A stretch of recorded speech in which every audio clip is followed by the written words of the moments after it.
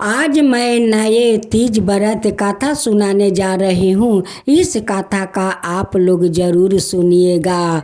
पूरा कथा का आप लोग सुनिएगा तभी तो बूझेंगे।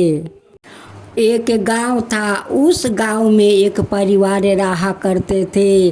उस परिवार में एक माता पिता और उनकी एकलौती बेटी थी। बेटी का नाम सुनैना थी। वो लोग अपना बेटी से बहुत प्यार करते थे।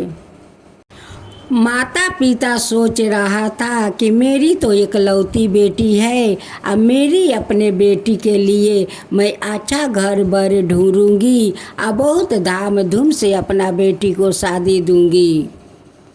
एक दिन माता पिता अपना बेटी का घर बर ढूंढने के लिए निकले जाते हैं और माता पिता अच्छा घर भी ढूंढ लेते हैं और बहुत खुशी खुशी से आते हैं और दोनों कहते हैं कि देखो मेरे बेटी के लिए कितना घर बर अच्छा मिल गया। घर भी सुंदर है, लड़का भी सुंदर है। जो लड़का का वो लोग पसंद किया था उसका बारे में तो उनकी माता पिता सुनैना का माँ से तो कुछ बोले नहीं कि मेरा बेटा मंगल ग्रह का है। दोनों का शादी का दिन भी पक्का हो गया था। एक दिन सुनैना का माँ द्वार पर बैठी हुई थी।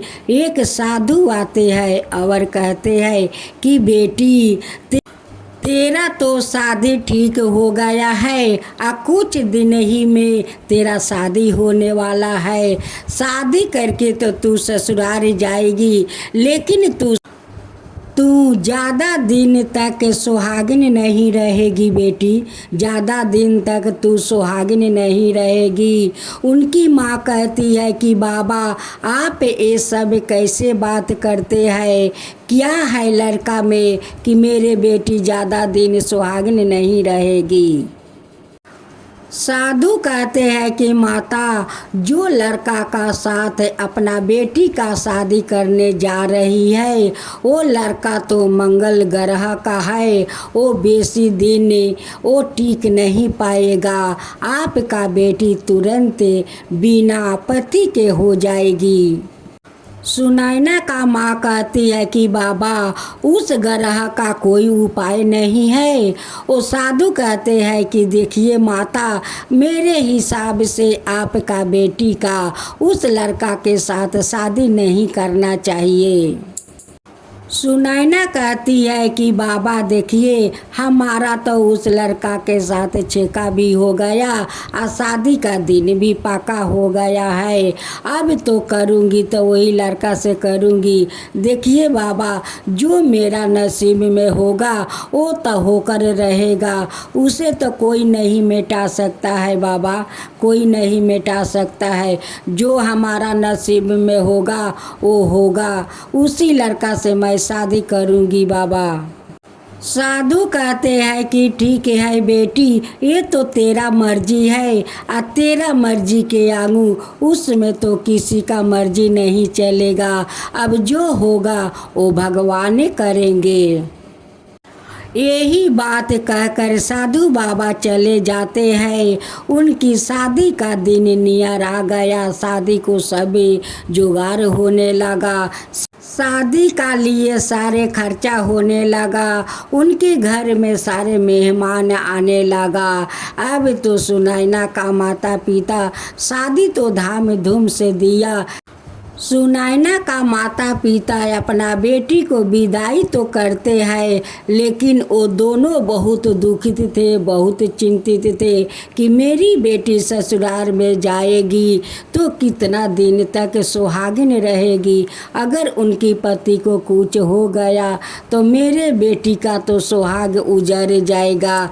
मेरी बेटी तो अपना पति को सुख नहीं जानेगी और नहीं ससुराल को सुख कि कैसा पति को सुख होता है और कैसा संसार के सुख होता है, कुछ नहीं मेरी बेटी जानेगी।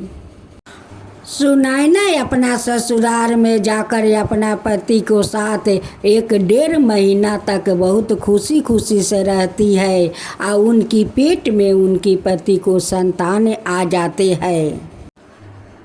अब तो सुनैना गर्भवती बन जाती है और 2 दिन के बाद उनकी पति बीमार पड़ जाते हैं। अब तो सुनैना को साधु का बात याद पड़ जाता है कि साधु तो मुझे बोला था कि तुम 2 महीना तक सुहागिन रहोगी और उसके बाद तुम्हारा पति नहीं रहेगा। वही बात सोच सोच कर अब तक सुनैना रो रही थी। वो रोते रोते रात में सो जाती है। एक बूढ़ी माई सपना में आती है और कहती है कि बेटी तू क्यों रो रही है, तू रो मत, रो मत बेटी, देख काल तीज व्रत है, तुम काल तीज व्रत कर देख, तुम्हारा पति को कुछ नहीं होगा। तीज व्रत में बहुत शक्ति है बेटी, बहुत शक्ति है। तू श्रद्धा भक्ति से काल तीज व्रत कर, देखना सारे ग्रह कट जाएगा, तेरा पति भी ठीक हो जाएंगे। देख बेटी, ये सारे सुहागिनों के लिए ये तीज व्रत है। अपना पति के लंबी उम्र खातिर तीज व्रत करती है। ये तीज व्रत करने से सारे पाप से मुक्त हो जाते हैं, सारे ग्रह से लोग मुक्त हो जाते हैं। तू भी मन लगा कर श्रद्धा भक्ति से तीज व्रत कर। जब सुनैना का अंगी टूटा तो वो सपना को बात सोचने लगी और कहने लगी कि नहीं, मैं तो इस तीज व्रत के ज़रूर करूँगी, मैं श्रद्धा भक्ति से करूँगी। अब तो सुनैना उपास रहकर वो तीज व्रत करती है। सारे सुहागिन इकट्ठा होकर अपना पति को लंबी उम्र के लिए वो लोग तीज व्रत करती है और भगवान से विनती करती है कि हे भगवान, हम लोग का सादा सुहागिन बनाए रखिए, भगवान सादा सुहागिन बनाए रखिए। सारे सुहागिन अंगने में बैठकर तीज व्रत कर रही थी, तीज माता को कहानी सुना रही थी। इधर जमराज सुनैना को पति को लेने के लिए आ गए थे। उसी समय भगवान विष्णु आते हैं और कहते हैं कि जमदूत, आज के दिन तो उनकी पति को आप नहीं ले सकते हो, आज उनकी पति चौथ तीज की है, आज वो तीज व्रत करती है, उनकी पति को आप नहीं ले सकते हो।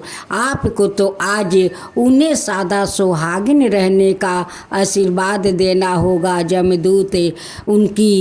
जमदूत कहते हैं कि भगवान, आपको तो सब कुछ पता है, फिर भी आप ऐसे बात बोलते हैं।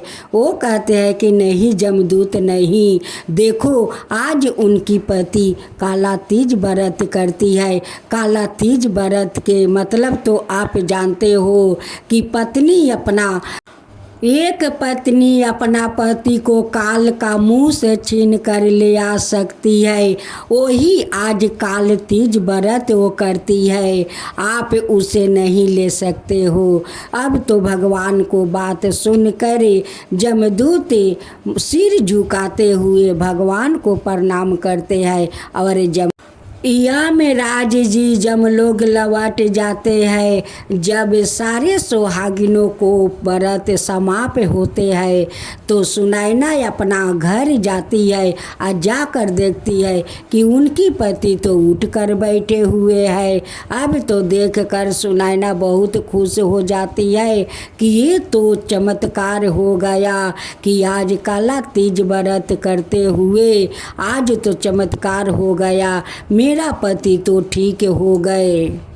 सुनैना तीज माता को धन्यवाद करती है कि हे तीज माता, आज तो आप मेरे सुहाग को लौटा दिया, मेरे सुहाग को अमर कर दिया। हे माता, हे तीज माता, आपका मैं तीज व्रत मैं जुग जुग तक करती रहूँगी। माता, जुग जुग तक आपका तीज व्रत करते रहूँगी। सुनैना का सपने में तीज माता आती है और कहती है कि सुनैना बेटी, तेरे पति को तो सारा ग्रह से मुक्त हो गया, तेरा पति अमर हो गया बेटी, तू सादा सुहागिन रहेगी बेटी, तू सादा सुहागिन रहेगी, तेरा पति अमर हो गया बेटी, अमर हो गया। तीज माता सुनैना का सपने में कहती है कि हे बेटी, देखो जो सुहागिन मेरा श्रद्धा भक्ति से तीज व्रत करेगी, उन्हें मैं ऐसे ही सुहाग को रक्षा करूंगी बेटी, ऐसे ही सुहाग का रक्षा करूंगी। और सुहागिन रहने के लिए मैं आशीर्वाद दूंगी बेटी, आशीर्वाद दूंगी। मेरा आशीर्वाद तुम्हारे ऊपर सदा बने रहेगा बेटी, सदा बने रहेगा। सादा सुहागिन बनी रहने के लिए आशीर्वाद देती है और आशीर्वाद देकर तीज माता सपने से अंतर ध्यान हो जाती है। तभी ने सुनैना को आँख खुलते हैं और अपना पति से कहती है कि देखिए, तीज माता मेरी सपने में आकर अब मुझे सुहागिन रहने का आशीर्वाद देकर चली गई। आखिरकार सुनैना काला तीज व्रत करते हुए अपना पति को बचा लेती है और सारे ग्रह से मुक्त करवा देती है और यमराज को मुख से छीन कर ले आती है। सुनैना अपनी माँ से उस काला तीज व्रत के बारे में बताती है कि माँ, तीज व्रत करने से देखो सारा ग्रह से लोग मुक्त हो जाता है और तीज माता सादा सुहागिन रहने का आशीर्वाद देती है। हे तीज माता, जैसे उस सुनैना का पति को सारा ग्रह से मुक्त कर दिया और सादा सुहागिन रहने का आशीर्वाद दिया, वैसा ही सब कोई का आशीर्वाद दीजिए। हे तीज माता, सब कोई का आशीर्वाद दीजिए और सब कोई का ऊपर अपना कृपा बनाए रखिएगा। जो आपका कहानी कहते हैं, जो सुनते हैं, जो हुंकारी भरते हैं, उन सब का ऊपर कृपा कीजिए तीज माता, सब का ऊपर कृपा कीजिए। तीज माता की जय हो, तीज माता की जय हो।